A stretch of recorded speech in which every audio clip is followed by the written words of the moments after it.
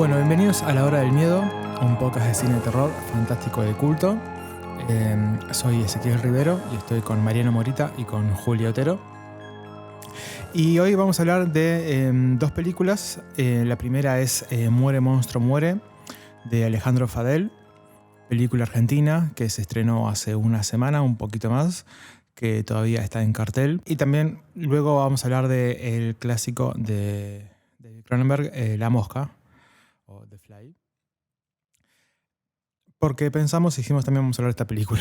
Tenemos, y porque hay monstruo. Hay monstruo y tienen un par de puntitas en común, pero tampoco tan estrictas, digamos.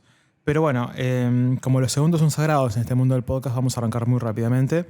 Así que bueno, ¿qué podemos decir de Muere, monstruo, muere? La vimos el sábado, vos la viste el viernes, Mariano. Uh-huh. A sala llena en el Gomón. Sí, fuimos al Gomón, estaba la sala hasta las bolas. Voy a arrancar con la sinopsis, digamos, primero. Esta es una sinopsis que encontré online, es media larga, es un poco extraña, pero la voy a leer, que dice lo siguiente, dice: al pie de los Andes Nevados, Cruz, oficial de la policía rural, investiga el hallazgo del cuerpo de una mujer decapitada. No será la única. Cruz es amante de Francisca, esposa de David, quien es acusado de los crímenes y enviado a un hospital psiquiátrico. David atribuye las muertes a la inexplicable y brutal aparición del monstruo. Con mayúscula dice monstruo la reseña esta. Cruz, que es el policía, tropieza con una misteriosa teoría que involucra la geometría del paisaje, unos motociclistas de montaña y un mantra grabado en su cabeza: muere, monstruo, muere. La película es una película toda filmada en Mendoza, donde seguimos a nuestro policía Cruz, que es la persona con el récord Guinness de la voz más grave de la historia. A mí se la editaron un poco para que suene medio monstruosa, debe tener un filtro. No sé si monstruosa, pero para mí sí. Ahora después voy a buscar el tráiler y lo ponemos acá, porque para mí hay como un pico de ecualizador que le metieron para que suene súper mega recontra grave. Es muy impresionante igual. Sí, igual tiene una voz muy grave el tipo natural, pero para mí se la levantaron un poquito. Algo le hicieron. Bien, arranquemos entonces por dos cuestiones. Por un lado, la película la podemos vincular con esta rama de cinearte de terror, art house horror o terror fino, como acuda Mariano a veces, que tiene que ver también con esta mixtura de géneros. A ver, es una película de terror a secas, etcétera. Tiene referencias muy claras, pero también hay otras. Claramente es un thriller, tiene elementos fantásticos. Y el título también tiene esta cosa como del cine clase B, que es un título de una película clásica, digamos, remite como a que decir soy una película de terror. Sí, pero digo, por cómo está filmada y demás, la propuesta tiene vinculaciones con quizás esta nueva rama que tiene mixtura con otros géneros, claro, y que la forma de filmar y de ver el mundo de terror es bastante diferente. Uh-huh. Bueno, y ya que dijiste lo del título, por otro lado, el título Muere, monstruo, muere también plantea desde el inicio toda esta simbología que está presente en todo el relato, esta idea de la tríada, bueno, las 3 M's. Lo que hace el título es la aliteración, es decir, la repetición de sonidos de la bilabial nasal, de la esos son gajes del oficio, porque soy lingüista. Todo este juego de espejos, de simetrías con las montañas y demás, tiene que ver con toda esta creación de sentido que se mantiene a lo largo de toda la película, y con la creación de atmósfera, que ahora vamos a ver un poco cómo se da. ¿Y cómo era el título en inglés también? Porque la traducción al inglés es Murder Me Monster, Monster. Claro, ahí mantienen también la aliteración. Que parece más como buscando mantener esta estructura de decir las 3 palabras empiezan con M, que de preservar el sentido de lo que se está diciendo cuando se dice, porque es muy loco, porque dice muere, monstruo, muere, parece como que vos estás matando al monstruo, sí, la o el monstruo está tuya muriendo contra el monstruo. Y acá es con lo contrario, es como murder me monster, es asesiname a mí, monstruo, monstruo, o sea, vos matame a mí. Que si lo pensamos en algunos momentos, sobre todo cuando todavía no sabemos qué pasa, o si hay un monstruo efectivamente o no, o ese tipo de cuestiones, me parece que te lleva para lados distintos. A mí me parece que es una buena traducción del título, porque me parece muy vital preservar este sentido, este juego del sentido, pero también me parece que en el contenido también es una buena interpretación, si se quiere, y una interpretación plausible como título. Para mí, algo que es muy interesante es como la propuesta de la película de exploración. Está atravesada por muchísimos temas, así que desde el principio que ya es que se te va en la cara desde el principio es esta relación entre la persona y la naturaleza, el hombre en este caso, pues, efectivamente hombre-varón. Hay una nota al respecto de Mariana Enríquez. ¿Escribió una nota Mariana Enríquez sobre la película? Sí, escribió una nota, creo que salió en página 12. ¿Y le gustó la película? Sí, le gustó. La nota habla de la psicogeografía y dice que las personas le imprimen su experiencia al paisaje, empieza diciendo, y que también funciona al revés. Y habla un poco de la relación y de todo el ambiente o la propuesta que se va construyendo en la narración. Toda la película se desarrolla en tipo, montañas, no sé si fronterizas de Mendoza, pero es como un páramo muy aislado, como muy recóndito, donde no hay nadie, donde incluso... No, como no hay nadie, está la los gente. protagonistas son como la policía rural, Claro, que es como una figura que no estamos acostumbrados a ver. Claro, y son como casitas en rutas, donde incluso en una parte de la película mencionan como el tedio, digamos, como un problema que pueden tener bueno, es los que se va ahí. creando, la idea esta del aislamiento, de lo retraído, y la película se vuelve, no sé si iba a decir asfixiante, no sé si es asfixiante, desesperante por momentos, pero bueno, eso por un lado, es uno de los protagonistas. O sea, la idea de la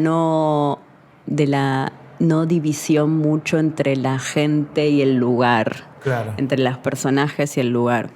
¿A vos tenías alguna idea con respecto a esto? Me habías comentado. ¿Sobre el lugar? Sí, sobre cómo está filmado el lugar, porque... No, a ver, a mí personalmente la película no me gustó, pero, digamos, entiendo que hay una idea de buscar una cierta pregnancia de los lugares en relación a lo que pasa, y una palabra que se usa mucho ahora, que es la idea de la sugestión, como que pertenece a un terror más que tiene que ver con no apuntar a ciertas cuestiones claras o clarificadas sobre lo que está pasando, sino como la idea de el sugerir a partir de tirar ciertos elementos que te construyen ciertas expectativas posibles de las cosas y que te pueden producir por sí mismas y por su propia presencia en el momento en el que la estás mirando un terror fuerte. Digamos, yo creo que es una película que tiene planos hermosos, digamos, tiene un montón de...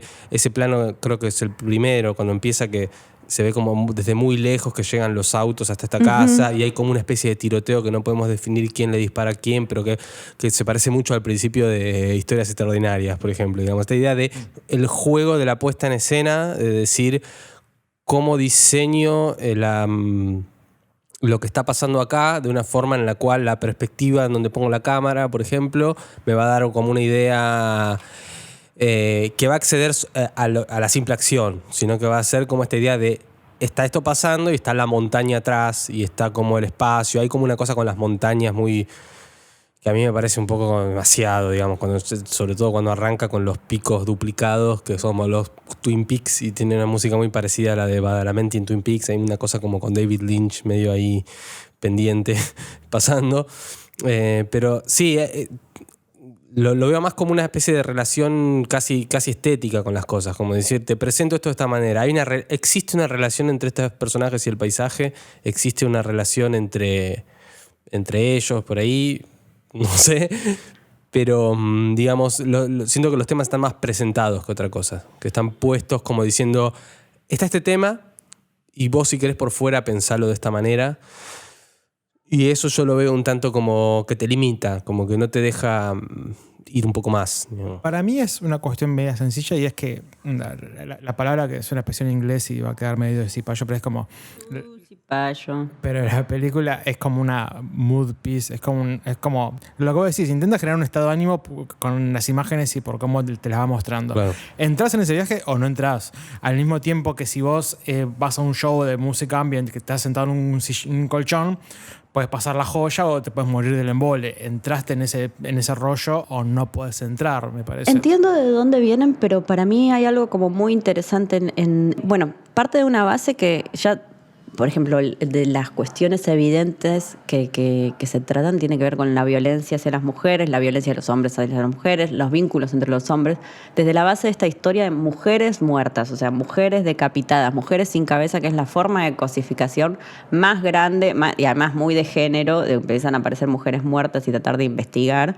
De hecho, hay un tropo vinculado que tiene que ver con mujeres en el refrigerador. Es un tropo de los estudiosos de los cómics que tienen que ver con cuando las mujeres son nada más dispositivos narrativos para que las acciones las hagan los hombres. Hay a Linterna Como si Verde. fueran un MacGuffin. A Linterna Verde le mataron la novia y se la pusieron adentro de un refrigerador. Y es como un tropo que ocurre siempre. Claro. O sea, como motivación solamente para que ocurran otras O cosas. Super Mario buscando a la princesa en el... Claro. Sí. Es una Ese cuestión sería de como que Sí. o aparece la mujer y se muere. Bueno. Claro, la Como chica se en la muere. vía de tren atada y que está por llegar el Bueno, tren. y la idea esta de las mujeres muertas y mujeres sin cabeza, sobre todo, que también es otro tropo, la idea de es la máxima cosificación, de verdad. Incluso todos los pósters, si vemos, no es nada inusual que las mujeres no tengan cabeza en los pósters de las películas, hay todas unas colecciones.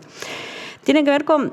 O sea, te plantea una base de cosas de lo que la película va a tratar de explorar. Pero para mí esta idea, esto ustedes que están diciendo de estos estados y demás, permite como... No es una película que habla de, o que el monstruo es el patriarcado, o que habla con la lógica de opresión, varones, mujeres solamente. Es como que permite puntos de fuga y exploración de un montón de cosas. La idea también de este triángulo que hablábamos de las montañas, también abajo está reflejado en un momentito. Tiene que ver con inestabilidad de ese triángulo. No son posiciones como fijas. Y eso es lo que a mí me pareció como re interesante de ver. Y además yo realmente me vinculé con la película. También en momentos se me torna desesperante, por momentos también hay, bueno, medio cuestiones, por eso hablábamos un poco de estos puntos de fuga, el baile que tiene él, que es como... Es increíble el baile de Cruz con la música. Es que O sea, no es explicamos la escena no esa. es una película de denuncia, sino que tiene que ver con empezar a ampliar y a complejizar un poco, y me parece que funciona en ese sentido y funciona el abordaje que hace al respecto. Sí. ¿Vos querías hablar de la escena de Cruz? No, quería explicarla porque ocurre en 3-4 veces en la película, que es... El tema de Sergio Denis. Sí. es un temón de Sergio Denis. Temón. Nada, él baila una canción de Sergio Denis de los 60 en una especie de baile al borde del ridículo, medio sandresco. No, es un baile hermoso y que tiene que ver con estos puntos de fuga. Por ejemplo, es en escena, lo hacen un par de escenas, en la escena de la soledad, lo hacen en la escena con Francisca, que le dice, ¿sabes lo que me gusta de vos?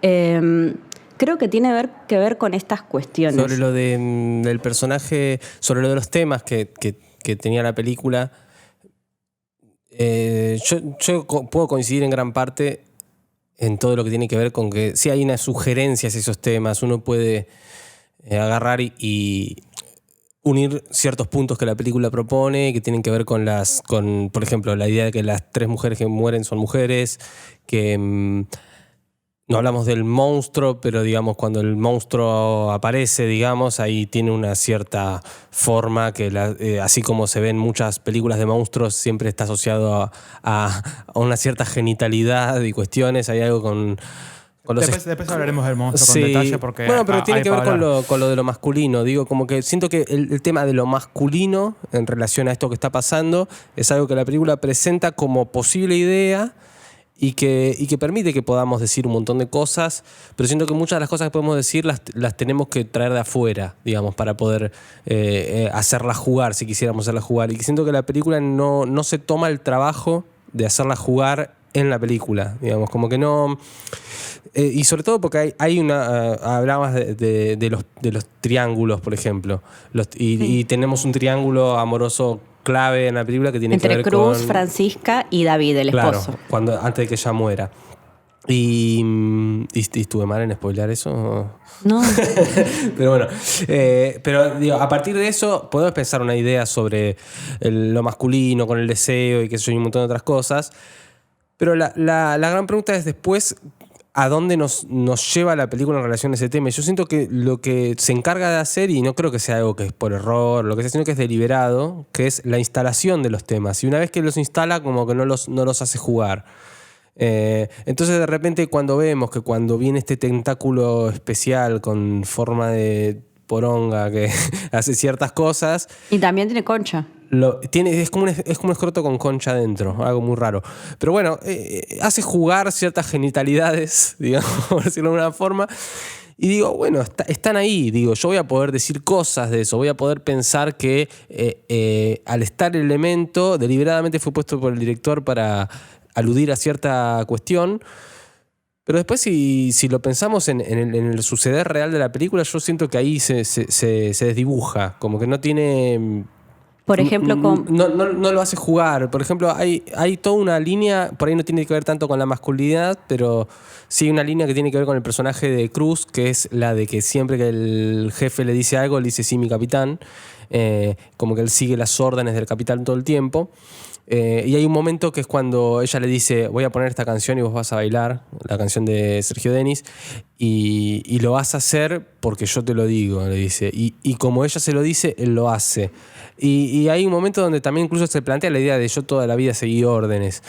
Entonces pienso, bueno, la película está hablándome sobre algo que tenga que ver con la obediencia de vida o con algo que tenga que ver con el lugar de Cruz como ejecutor de ciertas cosas de las que es ordenado y que está como subdividiendo su sujeto de su deber o algo así. Y de repente empezás a ver lo que hace y no sé si hay algo con eso. Está enunciado. hay otro gran eje que es como muy evidente, creo que también tiene que ver con el lenguaje y el conflicto y el lenguaje como barrera y el lenguaje como límite. Esto cuando estabas hablando del tema de sí señor y la acatación de órdenes, para mí tiene que ver con esos, de cómo aparece el lenguaje como habla en la película y con sus limitaciones. O sea, decir sí señor es acatar órdenes y tener acciones y demás, pero también tienen limitaciones, implican cosas. Después ves todo el tema del lenguaje o del discurso psicótico por otro lado, pero como que se ve todo el tiempo como la limitación y no limitación solamente de que el lenguaje no es suficiente, sino como el lenguaje también restringe. Y eso para mí también lo explora mucho la película. Por ejemplo, si ves las partes más potentes, son las de silencio. Con la naturaleza, silencio. Por eso, para mí lo de la relación jerárquica y demás y cómo se expresa a través del lenguaje, que tiene que ver con una de las funciones del lenguaje y con cómo restringe. Claro, pero por ahí es difícil encontrarlo cuando tenés, por ejemplo, el jefe, que es el que le da las órdenes, y en tanto personaje, el jefe, yo siento que tiene más una entidad de ocupar un lugar también sugerente por las cosas extrañas que dice y un tanto inconexas también, que si abrís esa puerta ahí, no sé si logras hacer también tanto el puente de cuál es la relación de él con ese lenguaje de decir recibo esta orden, etcétera. Tiene otra relación del lenguaje. Para mí todo lo que está dicho en la película es lo más lo que más no funciona, lo que no es, esa idea de distanciamiento que tenés entre el lenguaje y lo que pasa o lo que ves, me parece que es un poco lo que hace funcionar esta tensión que te digo. Es que un poco por ahí esa tensión tiene que ver con la imposibilidad de narrar, la potencialidad de eso, de lo que no se dice, pero también de cuando se dice, cómo se dice y por eso digo, las restricciones y límites del lenguaje. Pero por eso, ahí me parece que está, así como decía que está el juego al principio con esta escena del tiroteo, me parece que el juego ese que puede ser fotográfico también se traspasa a una cuestión más de lógica del lenguaje entre ellos, que yo siento que es parte, es otra variante, otra matiz de un mismo juego, pero me parece que ahí está un poco lo que... o por ahí lo que quería decir en relación a la película, y un poco cuando decía que después tenía algo que decir sobre lo del título, ahí un poco siento que ahí es donde se le nota, que es que jerárquicamente el director de la película decía privilegiar el juego formal entre las letras por sobre lo que se está diciendo en lo que se dice, digamos, por el ejemplo del título, digo, pero me parece que sirve para otras cosas que hay en la película. Está ahí, digamos, que la película lo que elige hacer deliberadamente es trabajar con toda la parte con cómo ordenar y jugar con los elementos con los que cuenta, pero sin, y ahí es lo que creo yo, digamos, creo que no los hace entrar en conflicto realmente, sino que no los puede resolver, no pretende resolverlos, sino No. que, y ahí es donde me parece que se termina quedando corta. ¿No? Como que que es como decir, voy a hablar de esto, voy a hablar de esto otro, voy a poner todos estos elementos calientes, ponerle en escena, pero no voy a tomar posición sobre ninguno. A mí me parece que posibilitar esto que dijimos como puntos de fuga es ya una acción en sí mismo y una posición, y me parece que se sostiene mucho en la película, como que reconmueve desde ese lado, o sea, la visión desde ese lado. A mí me parece que eso es como lo más, pero bueno. No, a mí me pasa... No sé. Cosas. A mí me pasa que la película es muy compleja y sería mejor si fuera menos compleja. Tiene como un montón de hilos, como dice Mariano, de cosas que por donde va, que no llegan a ningún lado. En la película hay como un grupo de motociclistas misteriosos que nunca entendemos por qué están, ni para qué están, ni nada. Después hay como unos viejos... los viejos de pelo blanco. gandalfianos. ¿No son los del monasterio? Sí, ¿Cómo monasterio? Al final. Hay como sí, pero tampoco. sí, ¿en serio? Pero ¿por qué? Ni cómo. No sé, hay como varios, tipo todos los diálogos del capitán, como extra complicados y extra largos y como que te perdés. Hay varios hilos sueltos que para mí atentan contra justamente mantener el clima y que se tenga la estructura de que funcione mejor la película, digamos. Eso tipo, es un hecho de cómo está y que realmente, como también dijo Julia, cuando nadie habla, como que funciona mejor, digamos. Puede permitirse sostenerse sobre la pregnancia de esos momentos que no vamos a negar que son bellos, digamos, ¿no? Para mí, cuando no hablan, igual esta tensión entre de vuelta, es otra forma, el límite del lenguaje y lo que no. Por algo funciona mejor, por algo estás relajado en el silencio, por algo estás relajado en la naturaleza, por eso estás relajado con otros lenguajes, si se quiere, entre comillas, baile, no sé. Pero igual que hice una cosita sobre el tema de las cosas que se plantean y por ahí no llegan a ningún lado. Vos, Ezequiel, estabas diciendo como que hay cosas que, por ejemplo, si no estuviesen descuidadas de esa manera, por ahí la película podría ser mejor o algo así. Obvio. Porque para mí lo que creo es que no siento que eso sea algo descuidado, sino que es deliberadamente así. Como que un poco lo que quiere la película, un poco la política de la película es hacer que esas cosas estén y que queden a esa especie de libre interpretación post-película. Y ahí es donde me irrita, que es como decir, bueno, lo que no nos gusta tanto que hagas era algo que estabas haciendo a propósito y no porque te equivocaste. A ver, creo que hay como una... Hay como una cuestión básica que es una película que no explica, va develando, va insinuando, funciona en ese sentido y es hermosa en ese sentido. Uh-huh. Si querés que consigamos quién mató el coso, o el monstruo es el patriarcado, que mal el mundo. Pero no. eso estaría terrible que haga eso. No, tampoco hay que pedirle eso. Digamos, bueno, no le pidamos que sea alegórica. Es una exploración de otro índole que me parece que está buenísima. Es que con eso para mí hay una cuestión que es que, digamos, si la película tuviese, porque tampoco yo cuando digo le falta como tomar partido sobre lo que pone, no me refiero obviamente a la idea de hacer algo como lo que estás diciendo vos, de que decir que diga, y el monstruo era el patriarcado, porque me parecería... Y los varones son malos. Y me parecería increíblemente los varones son estúpido. Opresores y malos, y también viven oprimidos. Pero me parecería muy estúpido si fuese así. En todo caso, igual, si fuera así, de última estaría más claro a qué nos enfrentamos. A lo que voy, yo lo que quería decir es que la falta de claridad en algunas cosas no creo, por ejemplo, a ver, los motociclistas, no sé cuánto, no creo que el autor haya dicho, no, entonces pongan los motociclistas y al final no se entiende por qué están. Me parece que se perdió o tal vez una parte no entendió un diálogo y tenía un sentido, pero no se entiende y queda mal. Pero no es que pongo unos motociclistas y... No, que por ahí puede tener un sentido externo para el director cuando lo quiso hacer y después no le terminó quedando y quedó como un elemento sugerente más de los que vos hay. Decís que, a ver, sintiendo vos decís que hay como muchos elementos de esta que crean como ya no ambientes, sino como confusión o puntas perdidas, algo así que pensás. De que, por ejemplo, no sé, siempre que encuentran un cadáver en la película, le sale como un juguito inmundo, que Sí. tal vez por eso hablamos luego de Cronenberg y de Fly, ahora que pienso. Pero Claro, bueno, el vomitito. sí, le sale como un juguito de la herida, no sé, como una pus fea. Pero hay como un vomitito también, un vomitito verde. Sí, sí, Digo, sí. como un- Bueno, cuestión que ese líquido en un momento el protagonista, por alguna razón que no entendemos, saca una parte y dice, bueno, va a llevarlo a investigar como buena película con rasgos de criminología, digamos. Pero no, como que después el resto de la película lo huele y lo toca. Bueno, pero tiene que ver con ¿Con esto. qué? A ver, ¿qué es el monstruo? Eso no es ese monstruo explícito que sale en forma de monstruo después. Sí. ¿Qué onda? Pero, ¿por qué está para qué pasa eso en la película? ¿Qué aporta a la película todas esas escenas cuando podrían no estar ese juego nunca? Y Esas escenas No, y hay una escena explícita. son indicios de que esas muertes vienen por cierto lado, que después puedes atar. Digo, no puedes Quizás buscar. algo que tengo muy claro en esta película es que los forenses son unos idiotas. Porque hay una escena explícita donde el forense lo que dice, se cagó muriendo y no sé qué, dice como algo así.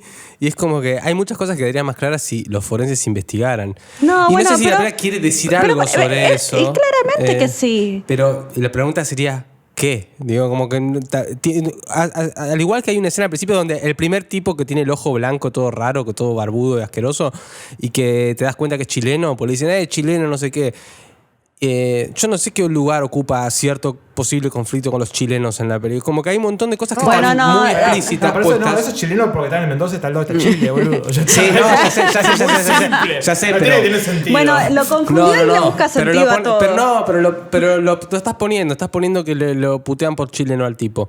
Es sencillamente eso, en la frontera hay un chileno al lado, chileno. Está bien, por ahí no elegí el Con mejor conflicto ejemplo. igual, lo que fuera, Pero pero, digamos chao. que hay cosas que están presentes en la película que Bueno, dan no, a una pero lo que posible decís del construcción. forense digamos. tiene que ver un poco con esto, con las estructuras de control, que son claramente jerárquicas y machistas, y que es una mujer muerta, que se mueve la policía. Eso digo, se explica, digo, no es que eso, digo, tiene sentido incluso en el mundo. A mí Pero- me gustó un poco ver el forense como que era un desastre, que no le importaba nada. Cuando uno está el tropo del cine de criminología, que el forense siempre es alguien muy serio, muy prolijo. Muy que serio y hace muy todo meticuloso, bien. con todo el respeto por la víctima. Esto es como tipo, cuando, qué sé yo, me traen esta cosa que... Mira esta cabeza. Mirá, qué loco.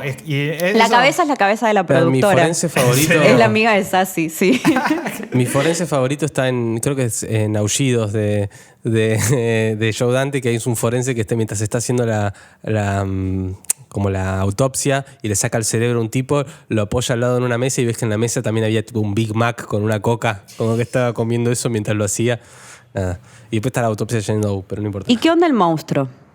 Que ya adelantaste un poquitito. La ¿Cómo cosa- es el monstruo? Que es un monstruo, no es tipo un monstruo de compu. Sí, empecemos porque es un monstruo hecho con efectos prácticos. Y está muy bien hecho. Y está buenísimo. No recuerdo películas rioplatenses con buenos monstruos hechos con efectos prácticos. Así que kudos por eso. Pues me parece que está bien. Y obviamente es una persona con un traje, pero no es que está en una persona con un traje, sino que... Y es original, es raro, no se parece mucho a nada. Y tiene esa cosa subrayadísima de la sexualidad como compleja. Incluso el momento con él, entre mutilación y acto sexual. Sí, es como una especie de escroto que cuando se abre es una vagina. Y una cola que es un pene. Y una cola que, claro. Cola de pija.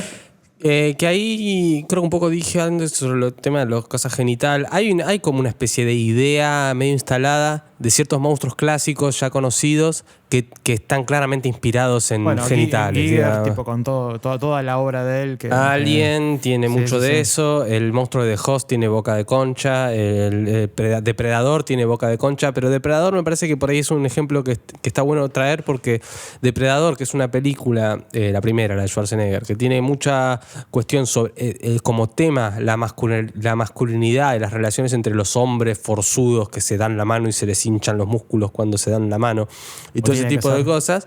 De repente aparece este monstruo que es mucho más poronga que ellos, pero tiene boca de concha.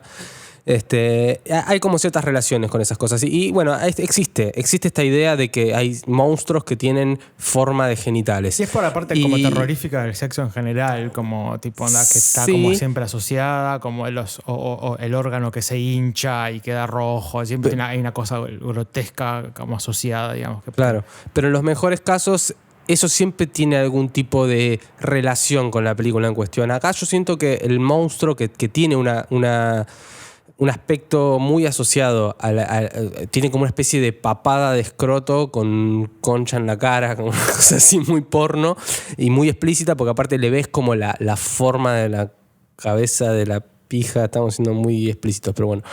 Igual en Spotify dice explicit al lado de nuestro podcast, así que está bien. Como que todo eso está y decís, mirá, está asociado a los genitales masculinos. No, Y pero también después, está asociado como a los genitales femeninos. Bueno, sí, a los genitales. Que convengamos en los genitales, en sexo. Sí. Y ahí es donde yo siento que si trato de contrastar después eso con lo que se ve Tiene en la una película. vagina dentada también. Vagina dentada, total. Vagina dentata. Que el plano después, el plano final, ¿no? Es como los dientes Sí, de la. claro. Sí. Bueno, sí. A mí personalmente lo que yo veo cuando veo eso, veo la decisión de decir, asociar el monstruo a los genitales como idea, de decir, se me ocurrió que tiene esta forma. Que es uno de los temas más que también puede, si querés, lo puedes unir a la idea de que las que mueren son mujeres, por ejemplo. Y ahí es donde digo, bueno, está bien, está esto y está esto. Digo, ¿cómo juega? Ahí es donde no sé. Ahí es donde digo que digo, bueno, lo puso y si queremos podemos charlar de qué nos parecen los genitales en general y los Tiene que ver con femicidios en esta general, idea que pero vengo no- diciendo que de salirse de la norma en algún sentido, de que es al menos visualmente el monstruo es representativo de eso, por cómo luce. Creo que hay una nota de Diego Trerotrola. Un saludo a Diego Trerotola. Que habla de un monstruo queer al respecto. sobre esta película. Sí. Bueno, eso fue Muere, Monstruo, Muere, de Alejandro Fadel. Así que vamos con el segundo monstruo del día. Así que vamos con La Mosca, de Cronenberg. Una película de culto. Ayer habla que hablamos de una buena película de culto en este podcast. Igual es de terror también un poco. No sé. Es más de culto que de terror. No. Hay un monstruo. Hay un monstruo. Bueno, quizás No, es re de terror. No, es quizás de terror. No, de terror es, pero quizás el estatus culto supera el de terror. A eso me Trato refiero. El de... estatus culto es como una cosa que me parece que Trato inventamos de- para poder hablar de cualquier película que queramos. Cuando querramos No meter... inventamos, lo inventaste vos. Está bien, bueno, pero es una excusa. Es el McGuffin del podcast para... Cuando querramos No, hablar es una película de Casablanca, esa película de culto. Tiene algo, claro, tiene algo frankensteiniano la película, de la idea del científico que cree que puede hacer algo que con lo que se está borrando los límites entre lo que puede hacer. Bien, entonces, ¿de qué va? Empecemos Bueno, por ahí. 1986, David Cronenberg. La sinopsis que encontramos en internet es: un científico se utiliza a sí mismo como cobaya. Como cobayo. Como cobayo. ¿Qué es cobaya Es esto? muy raro, igual ya empieza que la idea... No sé si pasa eso tal cual, las motivaciones no son Pasa utilizarse... eso. Bueno, Son rarísimas esas sinopsis. Sí, ¿no? dale. Sobre todo la de la película anterior que tenía como poesía dentro de la sinopsis. Esa era es muy la que raro. reescribieron los productores. Bueno, Claro. no, es la gacetilla de prensa sí, quizás. seguramente. Ah. Volvemos. No sé. Volvemos a la realidad, por favor. Claramente se nota que entre la primera película y la segunda alguien tomó un poco de alcohol. Alguien como todos. Alguien como todos. No sé quién se Alguien refiere. siendo todos. Alguien siendo todos. Bueno. Sinopsis de La Mosca encontrada en internet. Un científico se utiliza a sí mismo como cobayo en la realización de un complejo experimento de teletransportación. La prueba es un éxito, entre comillas, pero empieza a sufrir unos extraños cambios en su cuerpo. Al mismo tiempo, descubre que dentro de la cápsula donde realiza el experimento con él se introdujo una mosca. Claro. Comprobando que la prueba no fue un No fue éxito, un éxito, entre comillas. Fue un éxito. Bueno, bien. ¿Quiénes actúan? Actúa Gina Davis y Jeff Goldblum, el gran Jeff Goldblum, Que como eran actor pareja principal. ahí. En ese momento eran pareja. De hecho, se lo eligió a Jeff Goldblum que era como medio como que no se quería tanto porque no tenías la suficiente madera de papel principal, porque la idea era agarrar a un Richard Dreyfuss, un Michael Keaton, creo que estaba John Lithgow también como posibilidad. Entonces fue como... Y a Cronenberg lo amaba porque tenía este componente de rarito. Cara de Cronenberg. Tiene cara de Cronenberg y componente de rarito por cómo es y cómo habla, que le encantaba para como caracterizar el personaje. Estuve pensando y la cara de Cronenberg tiene algo que ver con los ojos muy salidos para afuera y la cara muy cuadrada, como una idea de...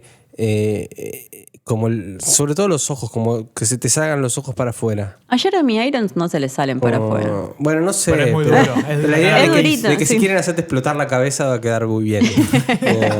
Es como lo que tienen que pasar en el casting. A ver, pon tu cabeza por acá. Bien. Algo medio curioso que es que está producida por Mel Brooks, la peli. Ya no sabía. Bueno, Mel Brooks es este pope de la comedia norteamericana de pelis como Joven Frankenstein, Spaceball y... Pero produjo también la de Lynch, la de El hombre elefante, sí. Le gustan los monstruos de No, Fornes. es fanático del cine de terror.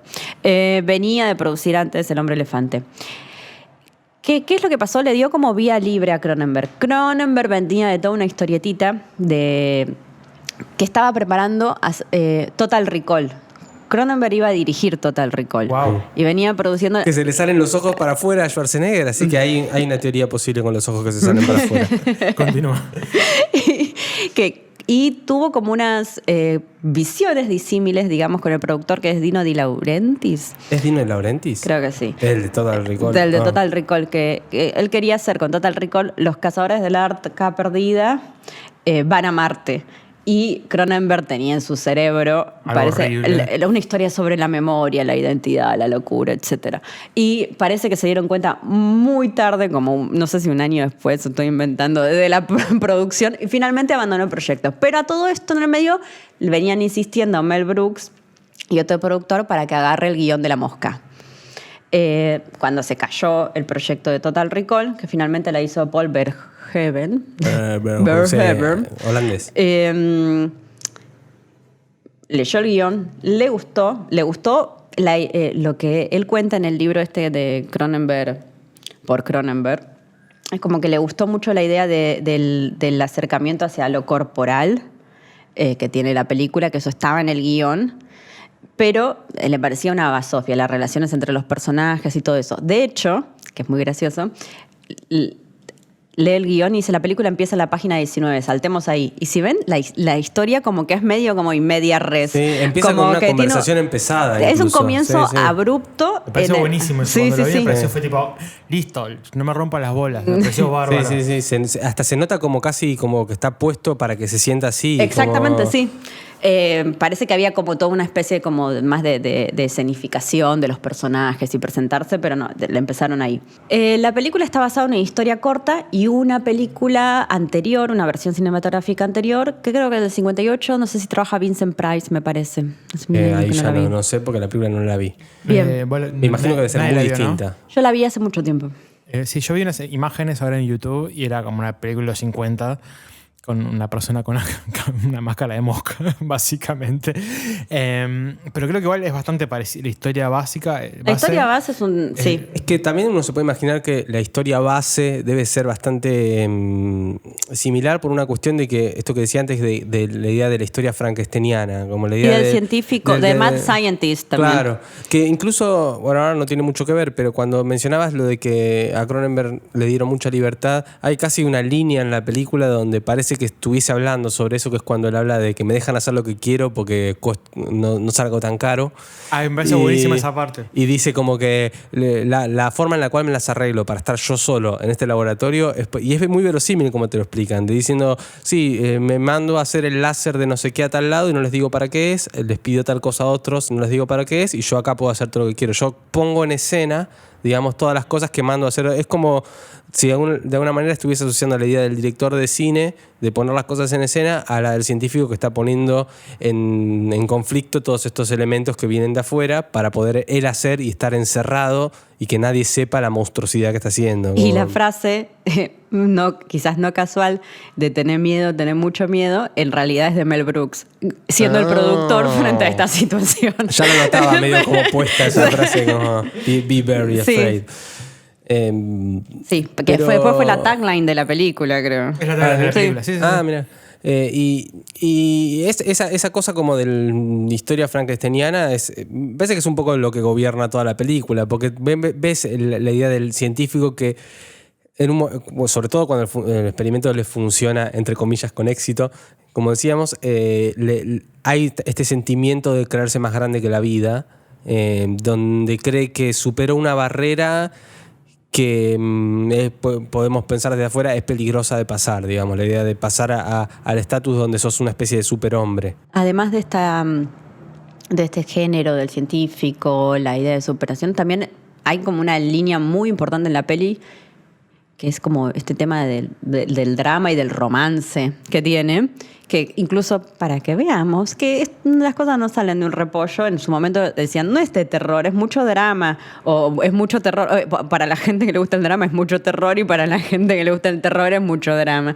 Chicos, el mundo funciona así. No, bueno, también está esta cuestión de que en realidad las mejores películas de terror son melodramas, son... Bueno, no, pero muy marcado. Es una historia. Es realmente. Hay un enamoramiento, la idea de meterte en el in situ que se ve cortado. Bueno, ahora vamos a hablar un poquito. Se ve como abrupto por toda esta transformación. Sí, aparte está esta cosa como de quién me va a acompañar en esta aventura también. La cosa de él enamorándose de ella de alguna forma o él estando con ella. También está esta cosa de. No estamos contando bien qué es lo que está ocurriendo un poco con los personajes que. Para que se entienda un poco cómo estamos explicando, y es que el científico conoce a una periodista. Una periodista científica. Una periodista científica, Gina Davis. De la revista Muy Interesante. Pero sí, es como una revista de esas. ¿Cómo se llamaba la otra? Conozca más. Conozca más. Total. No, Muy Interesante y Conozca Más no era la misma y cambió el nombre. Ni idea. Bueno, yo las compraba mucho cuando era chiquito. Bueno, se conocen y empieza a... La película es algo que me llama la atención cuando la vi ahora. Es como una obra de teatro. Tiene básicamente 3 personajes y medio, no hay mucho más. Y es el científico, Gina Davis, que es Victoria. Victoria, ¿no? No, Verónica. Ronnie. Ronnie. Y el jefe de Verónica, que es como el dueño del diario, digamos, que es como... Es el ex de ella, triángulo amoroso. Muere, monstruo, muere. Y Con nada que ver igual, tiene todo que ver, Marino, todo que ver. Bueno, y todo el tiempo se la quiere coger. Sí, todo el mundo se quiere coger, es muy repugnante. Bueno, pero ahí yo tengo un punto para hablar de la repugnancia, porque abandona un poco. O sea, es un personaje que crece a medida que él se monstruoriza. Se monstruifica. Bueno, ¿sabes qué? No me corrijas con palabras. No sé, con neologismos. No sé si existe. Se monstruoriza, vamos a decir. Bueno, mucho peor. se transforma. El tipo después ves como las motivaciones, ves que le interesa a ella de verdad. Claro. Ves como, incluso tiene como por el final escenas como de eso, de martirizarse a favor de que. De hecho, después lo de la masculinidad se ve como cuando él se transforma en eso, que está súper energizado, creyéndose el más poronga, y hace entre la potencia sexual, ir al bar y jugar una pulseada, que no hay cosa que me parezca más codificar estupidez masculina del planeta Tierra. Pero bueno. A mí me gusta igual la mezcla de masculinidad con exceso de consumo de dulcecitos. Eso me constante. Todo el tiempo comiendo chocolate y metiéndole. Le dicen cuidado, él come chocolate. Sí, me parece bárbaro. Bien, la peli también en su momento se leyó como una alegoría del SIDA tipo hipermarcada, a lo cual Cronenberg, de hecho en el libro habrá 3 páginas al respecto, de por qué para él es una metáfora del envejecimiento y una historia de amor entre 2 personas que al fin que se termina por el fin de una de las personas o de ambas, o algo más general, y habla un poco, hace como toda una diatriba de que las plagas y la enfermedad están desde siempre, antes era la... Es muy, como claro, tratando de que no sea una alegoría, a diferencia quizás de otros autores como Romero, tan específica contextualmente, quiero decir. Claro, es que ahora que lo pienso con lo que decís, hay como esas escenas donde ella lo va a ver ya hecho asqueroso a él y que vuelve llorando, y es como la idea de fui a visitar a mi pariente que se está por morir. Acompañar a alguien que uno quiere, que está degradándose, básicamente.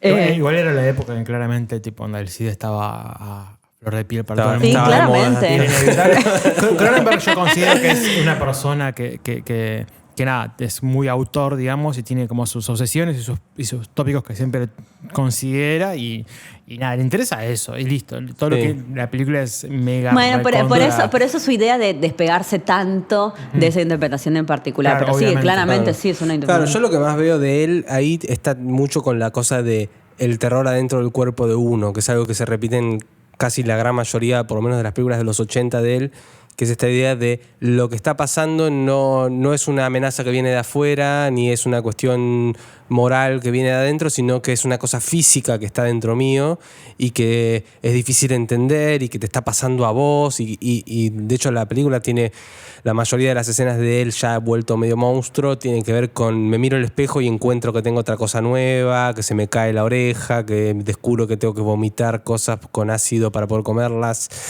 y cosas así. Que es esa cosa como de, bueno, le dicen el body horror, sería como, es como la expresión más cruda por ahí de Yo quería eso. preguntar el subgénero, digamos, de body horror, digamos. ¿Cuándo arrancó, por ejemplo? Yo que no conozco tanto, digamos, así como profundamente el género del terror. Si esta puede ser como una de las primeras o si hubo películas antes en los 80, 70, como del... Bueno, estaba El bebé de Rosemary, que todavía no la vi, pero podría considerarse quizás como algo de eso. Es que sí, estoy Está tratando Tetsuo, de que está ahí. pensar. Estoy tratando de pensar, pero se me ocurren solo películas de Cronenberg. No, bueno, Cronenberg tiene una relación con el cuerpo Sí. específica y Era particular. médico, aparte Sí, de él, sí, tiene sí. como una Me cosa así. encanta. Pero de todas formas, el body horror tiene otra Lo que tradición. voy es a que no sé si hay un hito sino que es como es una una matiz, pero tampoco estoy seguro, digo, es como una matiz del terror que trabaja más a la amenaza como algo interior. Por ejemplo, Carpenter hablaba decía que hay dos tipos de historia de terror: la historia de estamos en una fogata hablando y acerca de lo que hablamos es de los de la otra tribu que nos vienen a matar, o si de lo que estamos hablando es de que el mal existe y está dentro de nosotros. Pero en Cronenberg me parece que hay como una especie de cosa medio intermedia donde tenés como la cosa del monstruo pero que está dentro de tu organismo y que nada, que es como una cosa que se pone un poco más científico, muy específico Cronenberg a mí. En los 80 y particularmente en el cine de terror norteamericano, digamos, hay una relación entre lo que podés hacer con el cuerpo con lo que podés hacer con los efectos especiales, que fue algo muy marcado de esa época. Los efectos especiales se volvieron tan realistas, los efectos prácticos en ese momento, que permitieron que poder explorar un montón de cuestiones con el cuerpo que antes por ahí no era verosímil hacer. Entonces de repente cuando aparecieron en el mismo año El hombre lobo americano en Londres y Aullidos de Dante, las dos lo que presentaban como su mayor logro es como lograr hacer una transformación de hombre lobo en tiempo real y donde la persona que se está convirtiendo en hombre lobo está padeciendo las modificaciones de su propio cuerpo, que antes se acostumbraba a hacer más como o por cortes o por cosas así. Ahora como que se poder atravesar la experiencia de la persona en transformación, con lo cual también debe tener si rastreamos un poco una historia en relación a las posibilidades de puesta en escena que puedes Sí, el hacer. maquillaje y- Claro. Con respecto a rastrear la experiencia y demás, y quizás era un punto por el cual se me había ocurrido el tema del monstruo y estas dos películas cuando las habíamos propuesto, es que los monstruos que son masculinos, o sea, tienen como mucho el tema de la automutilación, que yo recordaba que estaba muy presente en La Mosca, claramente. Y cómo juega, porque dijiste eso de transmitir la experiencia, y cómo juega con la identificación de alejando o acercando al espectador. Por ejemplo, hay una escena que ya vamos a hablar, espero, porque es mi película de terror favorita del mundo, La Masacre de Texas. Hay una escena en la que el tipo que se sube a la van donde están los hippies, el grupo de jóvenes de los 70, se corta. Sí. Y como que ahí entendés perfectamente, a pesar de que veías que era un grupo de pibes y un tipo que estaba mal, no sabías dónde enfocar tu atención, ahí entendés perfectamente, ok, no, esto está muy mal, y te identificás con el grupo específicamente. Claro. A ver, todo esto iba a que supuestamente hay como una división genérica entre los monstruos masculinos se automutilan, también un poco como lo que pasa un poco en la película de Muere, monstruo, muere, el tema de la mutilación final de él. Y los femeninos son monstruos menstruantes que tienen que ver con un vínculo de que te tengas una cercanía tremenda con lo que le está pasando absolutamente todo el tiempo, supuestamente. Es una versión que está en ciertos artículos, discute un poco con Clover. Clover es la que acuñó el término The Final Girl y demás en el texto Hombres, Mujeres y Motosierras, etc. ¿Qué ejemplos pensás de monstruos así femeninos? Bueno, Ginger Snaps Claro. o Carrie. Es que Carrie, claro, o sea, por más que no la pienses como monstruo, hay como una escena muy monstruosa al principio, que es la gran famosa escena de Carrie, que es ¿qué me pasa? Que de repente veo que tengo la menstruación. Por más que sea realista, es casi monstruoso cómo lo padece ella. Exactamente. Y bueno, igual es para pensar porque están muy ligados a estas figuras codificadas sociales de lo que es ser mujer, una persona menstruante, o el embarazo en el bebé Rosemary, la idea esta de monstruosidad, pero bueno, los monstruos masculinos también están codificados en este esquema que están armando. Pero bueno, con respecto a la idea de automutilación, a lo que iba era que el tipo no es que le pasa que se transforma en una mosca. Lo que hace es un acto, se lo auto hace, es un acto masoquista. O sea, de hecho, si vos ves esta historia que era como de un romance, qué sé yo, se ve cortado en un impulso por celos, porque la chica se va. Claro. Y se autoinflige lo que le pasa actuando impulsiva e imprudentemente. Claro. Desde el comienzo. Es justo en ese momento donde ellos entran en conflicto como relación, que el borracho decide decir, ya fue, en lugar de experimentarlo como debería ser, me voy a meter yo y que salga lo que salga. Bueno, por eso desde la idea misma, desde cómo surge, hay una idea de infligir dolor. Qué geniales e increíbles son los efectos prácticos de esta película. Es muy impresionante. Sí, Chris Wallace es el que dirigió después la 2. Exactamente, un capo. Y nada, es muy de los momentos más espantosos y terribles de la película, desde el comienzo, cuando intenta teletransportar un mono y sale una cosa espantosa, que en la película misma la describen como que el mono quedó al revés. Y se sigue moviendo. Es muy feo. Y después toda la transformación muy lenta de Jeff Goldblum en la mosca, que leí que son 7 fases distintas de maquillaje junto con muñecos al final cuando realmente sí, en el libro, cero podcast esto, pero en el libro están los... Estamos mirando acá ellos algo increíble. Están mirando, que son el diseño del monstruo de Jeff Goldblum a mosca total. Claro. Y que son 7, porque uno es la foto de él. Pero... y ahí está también un poco, es una película de la Fox, es una película cara, es una película que... no siempre Cronenberg gozó de ese nivel de presupuesto, no tengo idea de presupuesto cuál será, pero se nota que es una película industrial con actores conocidos, etc. Película de producción hollywoodense. Claro, como lo fue en su momento para Carpenter cuando hizo La Cosa, que la hizo con Universal y contó con medios de producción que le permitieron hacer de repente semejantes monstruosidades.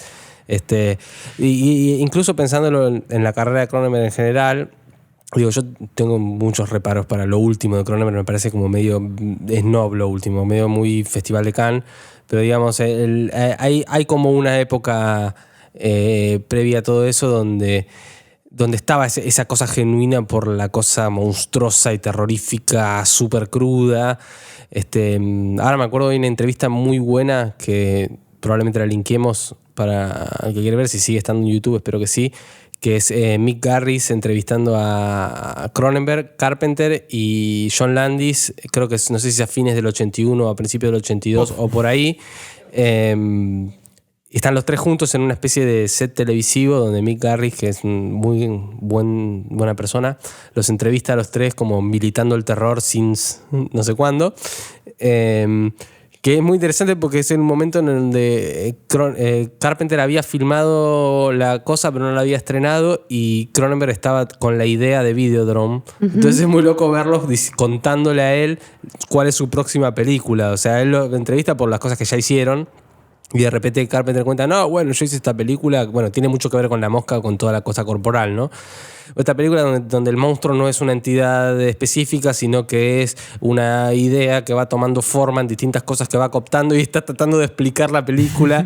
Y está John Landis, que solamente está ahí porque hizo El hombre nuevo americano en Londres, digamos, pero más que nada un director de comedias, y está fascinado con lo que está escuchando, no pudiendo creerlo. Y Cronenberg está ahí contando que lo que está haciendo es una película sobre una señal que de repente las fantasías y no sé qué, y el VHS y qué sé yo, y están todos como, ¿qué es esta película que vas a hacer? Y es como un momento donde todavía estaban ahí muy bebés todos, digamos, ya habiendo hecho algunas películas, pero todavía no habían hecho de las más importantes quizás. Es muy recomendable de ver. Y esto no me acuerdo por qué lo decía, pero ahí también un poco se siente esta voluntad muy explícita de Cronenberg por mostrarse como una persona que está haciendo reflexiones muy concretas sobre cuestiones que tienen que ver con el cuerpo y cuestiones que tienen que ver con la imagen y cuestiones que yo creo que por lo que contabas de la historia de cómo se llegó a hacer La Mosca y cómo Cronenberg llegó a hacer La Mosca, me parece mucho más accidentada de lo que me imaginaba, por una cuestión de que es claramente para él. Es esta la película es para Cronenberg. él, digo, me parece que es como el ejemplo de película de Cronenberg que hecha en estudio con mucho dinero. Logra sintetizar muchas de las obsesiones de él en relación a la ciencia, con la idea del cuerpo. Está muy claro, y aparte poder verlo tan milimétricamente en esta cuestión que tiene que ver con las posibilidades que le dan los efectos de esta película, no sé, yo la miraba y no sé, no puedo entender cómo lo hicieron. Por más que vea las 7 instancias de maquillaje, digo, está bien, las veo ahí, pero no sé cómo funcionan. Es muy increíble, es una muy cosa increíble. de otro mundo. Sí. Y siempre era muy difícil de ver las partes como repugnantes, que se le sale la uña, se le sale una parte de repente, que además tiene esa cosa media... El pus que le sale de la uña al espejo. Pero más como inocente, como que de repente, ¿y esto qué es esto? ¿Qué me está pasando? Bueno, hay algo que pasa en La Mosca que tiene que ver con un punto que estábamos hablando con respecto al lenguaje, que de hecho fue un aspecto que se cambió en el guión. Porque, bueno, como habíamos dicho, lo que le atrajo el de guión es esta relación hacia lo corporal y la conciencia del cuerpo, etcétera.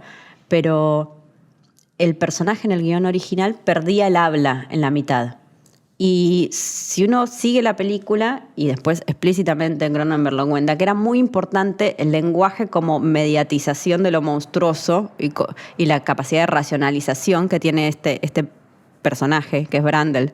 La idea de que te va contando lo que le pasa, te va contando cómo lo vive, Sí. lo puedes experienciar a través del lenguaje y vas entendiendo, incluso cuando que va teniendo sus distintos estados monstruosos, en uno lo ves que el lenguaje es como que ejemplifica lo que le está pasando, esta alteración que habla para acá, muy a lo Jeff Goldblum además. No, pero sacude la cabeza como si fuera una mosca. Como, Sí, pero el lenguaje acompaña toda esa transformación. De hecho, en ese momento hay una línea que creo que es mi favorita de la película, que es cuando él empieza a hablar sobre la política de las moscas. Y empieza a decir algo como de, en definitiva, soy como una mosca que soñó con ser hombre y pudo ver lo que es ser hombre, pero tarde o temprano vuelve a ser una mosca. Bueno, Es terrible, es un poco esta idea aparte de es la bestia, la importancia del lenguaje también para lo monstruoso y como una mediatización posible, a diferencia, por ejemplo, esto que hablábamos de los límites, de lo no dicho y qué sé yo, el lenguaje acá es importantísimo, no sería la misma película. No, claro, yo no me puedo imaginar la película si no tengo a la mosca hablando. No. Y justamente el momento al final de la película, cuando él llega a la última transformación empieza con a la mosca, a la persona se le sale la mandíbula, con lo cual deja de poder hablar, se le cae y ahí es cuando ya es completamente mosca. Claro. Aparte se le sale la cara. Cuando hablábamos de sacarle la cara a alguien, también tiene que ver con volverlo cosa. Hay una cosa de la cosa que estaba dentro de la cara y que sale, y ya cuando tiene esos ojos de mosca y tiene ese cuerpo de mosca y ya no... Lo único es que es terrible, me parece, también es una gran escena, que es cuando la mosca, digamos, sostiene el rifle y se lo posiciona sobre su cabeza como diciendo matame, que es como el último atisbo de cosa humana que le queda, es poder tener la voluntad de decir me quiero morir. Es tipo muy sufriente ese momento. Y de vuelta en esta... Es muy tremenda en esta posible como eso, metáfora de ver a alguien haciéndose mierda, esta idea de que lo que lo está comiendo es un cáncer, que lo dice explícitamente, la idea como y eso de cómo vas viviendo como la desintegración de una persona que amás y que incluso eso, matame, qué sé yo, es horrible. Terrible. Es muy horrible todo. Es muy asquerosa la película. Es una muy, muy, muy asquerosa. Donde vemos Hermosa y de forma asquerosa. física todos los componentes que hacen a la desintegración de la humanidad de una persona. Hay dos cosas más que quería comentar. Una es que luego de ver la película, leyendo un poco en la Wikipedia, hay una escena que la sacaron, hay varias escenas que sacaron, pero hay una escena particular que la sacaron, que la mostraron en un screening y la gente no le gustó mucho la escena, pero está en YouTube, después les ponemos el link, que es el momento, al final la idea de Jeff Goldblum, del protagonista, es ponérsele en una cabina, poner un humano y que haya una tercera cabina y como que hacer una especie de resta, digamos, de sacar como el material genético restante y volver a ser humano, ¿no? Una especie de cuestión media matemática. Quiere hacer como una genética. síntesis extraña. Claro, ¿no? sí. Sí. Y bueno, en esta escena que sacaron, él hace una prueba y pone a un mono y a un gato en dos cabinas y el resultado es la cosa más fea que van a ver en sus vidas. Y bueno, les dejamos después el link para que la vean, pero igual también tiene una cuestión de cómo el personaje, cómo queda, cómo reacciona el personaje de Jeff Goldblum frente a ese monstruo que sale y por eso la sacaron. Claro, porque lo mata a palos, básicamente. Lo mata a palos, básicamente. Sí, que igual es muy loco pensar que si hubiese estado esa escena en la película como antecedente de eso que después él es lo que intenta hacer al final con ella, digamos, Claro, quiere unirse hablábamos. con ella. Digamos, si esa escena estuviese en la película, le daría como un matiz distinto a la estructura de suspense lo que pasa, de que en el momento que él la empuje, la mete en la cabina para decir yo me quiero fusionar con vos, tener como fuera de campo la idea de que lo que salió de es tener una ese mono referencia gato. de lo que está Claro. mal, porque sabemos que está mal, pero Sí. tener esa referencia y además tener un poco la idea de la agencia de él un poquito antes también estaba bueno para la sí. narración, Pero la como de pregunta la es, idea de ¿qué- lo que quería hacer. ¿Qué voy a ver cuando se abra esta puerta? No, es no, como es una horrible. cosa de como muy, muy monstruosa. Igual es muy tremenda igual la idea detrás de todo eso. Por un lado, la idea de que lo que hay que hacer es chau, es la muerte, chau, no hay forma de poder ayudar a esto. Sí, nada de hacerte cargo lo tenés que matar. Sí. Sí. No es que fusionando, no es que, como la idea esta de seguir atado a esa situación insostenible. Sí, por ahí un poco la película es como si fuese el relato que te acompaña en esa diatriba de decir Acá llegué. no está tan mal si lo mato. Y que ese no está tan mal si lo mato o no está tan mal si deseo que muera. Es una cosa, una sensación humana con la que tenés que reconciliarte y que un poco la película es la manera de aceptar esa derrota y el momento de ella apretando el gatillo, digamos. Pero como que es lo que tiene que pasar. Claro, también pero por está eso la el idea- relato de una forma te acompaña en ese... Por eso, en en- ese viaje, proceso. También está la idea que a mí me sorprendió mucho cuando la vi porque no esperaba que pasara eso y es que en el final de la película lo que causa que al final él se quiera morir no es que se convirtió en mosca, sino que al intentar abrir la puerta de la cabina donde se convierten, lo fusionan a él como mosca con la cabina. O sea, la cabina como un objeto a fusionar con él. Sí. Entonces él queda una especie de abominación, mezcla entre mosca con una cosa de metal. Sí, medio máquina. Sí. Y es como muy feo y es como... Hay- como muy fuerte, me parece, como imagen y como concepto, digamos, de cómo onda. Al final él se mezcla con su propia creación. Claro, Y sí. que claramente eso es incompatible con la vida de cualquier forma. Y tiene como tubos que le salen Sí, asquerosos. es un horror, Es muy es un- parecido a lo que pasa con las armas y con el VHS en Videodrome. Sí, que tiene una cosa la así. idea del cuerpo fusionado con la máquina, digamos. Totalmente. Como la idea de carne, tampoco se habla mucho de la carne Sí. en la película, Sí. entonces también él tiene esta cosa de primero puedo teletransportar objetos inanimados y después el problema por la cual el mono salió todo asqueroso y salió mal es porque no sé tanto sobre la carne, entonces la computadora solo entiende lo que le digo, entonces el problema es que yo no sé tanto sobre la carne. Entonces el problema es, ¿podés dominar la carne? Exactamente. Y el otro tema que es tampoco recordada, yo había visto partes de la película cuando era chico, es el tema del embarazo, del aborto, que es como súper importante y no me lo esperaba y me sorprendió cómo está tratado. En teoría, una de las escenas hay, o no sé, ahora sí es la parte en la que puedo estar inventando, sí sé seguro que hay una escena, no sé si la filmaron o no, en la que hay como un paralelismo entre cuando ella está teniendo esa imagen de sueño del aborto y sale una larva y una cosa que es... Sí. Se la saca el propio David Cronenberg. David Cronenberg le sale acá una larva. ¿Cómo le gusta? Lo que todas las mujeres... Violencia obstétrica por David Cronenberg. Siempre supe que a David Cronenberg le gustaban las larvas. Había un paralelismo de un final de ella pariendo una mariposa, unas cosas que se las sacaron, pero como para dejar eso como más solucionado. Si ahí vemos como la idea un poco de lo monstruoso en ella viene a ser por esta idea de lo monstruoso que va... Claro, esta idea que hablábamos, que está gestando. Es que ella también, podés hacer un paralelismo también entre la idea de la necesidad de sacárselo de adentro con la necesidad y la culpa que le da a ella también, la idea de hacerse el aborto, en relación a la culpa que también le da a ella, la idea de tener que pegarle el tiro a la mosca. Y me parece que está muy unido y está muy bien llevado, porque también es un poco lo que para con el personaje de ella, la idea de decir cómo me enfrento a esta situación. Y de todas maneras es como siempre... si para ella la solución es hacerse el aborto porque sabe que tiene al engendro mosca adentro, y también es quiero al chabón pero lo tengo que matar, y está muy unido de una forma no dicha, pero sucede en la película, como que pegarle el tiro a la mosca también es un poco esa solución. Y eso es lo que también la termina de integrar, quizás también la relación de romance entre ellos con el elemento científico asqueroso, monstruoso que hay en la película.